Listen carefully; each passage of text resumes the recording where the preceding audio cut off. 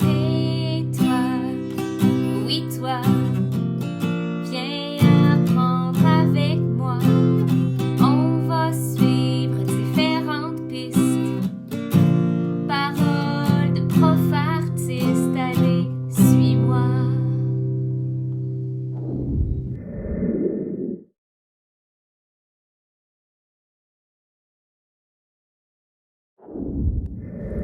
Bienvenue à cette capsule de prof artiste. Aujourd'hui, on voit deux choses. Dans un premier temps, on apprend à comparer des fractions. Dans un deuxième temps, on va voir ce que sont les fractions équivalentes. Commençons par la comparaison de fractions. Tout comme pour les nombres naturels, on utilise les symboles plus petit, plus grand ou égal pour comparer les fractions. Pour les comparer à 0, par 1/2 ou par 1, on peut utiliser le dessin ou la droite numérique. Commençons par le dessin. J'ai une barre qui comporte les extrémités de 0 et 1.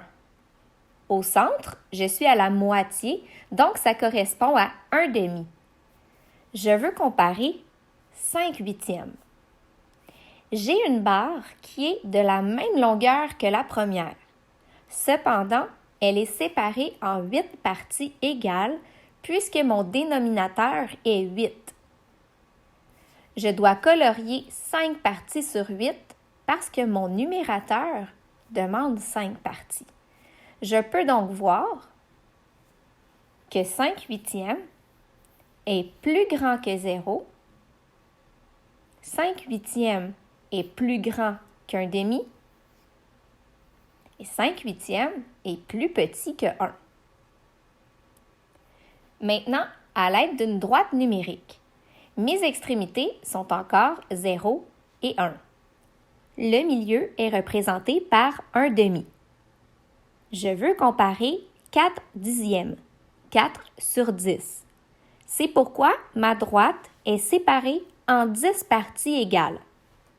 1/2 correspond à 5/10 puisque ça représente la moitié de mon tout. J'effectue des bonds de 1 sur 10 ou 0,1. Pour représenter 4 sur 10, je dois faire 4 bonds. 1, 2, 3, 4. Je vois alors que 4/10 est plus grand que 0.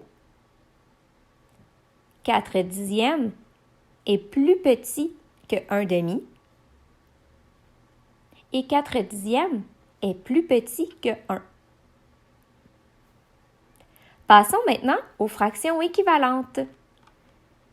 Celles-ci sont des fractions qui représentent la même proportion, la même partie d'un tout. Comme tu as vu dans l'exemple précédent, le milieu de ma droite était représenté par 1/2, mais aussi par 5/10. Ces deux fractions représentent la moitié de mon tout.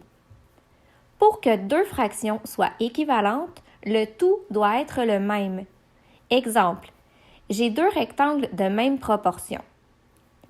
Le premier est séparé en 6 parties égales.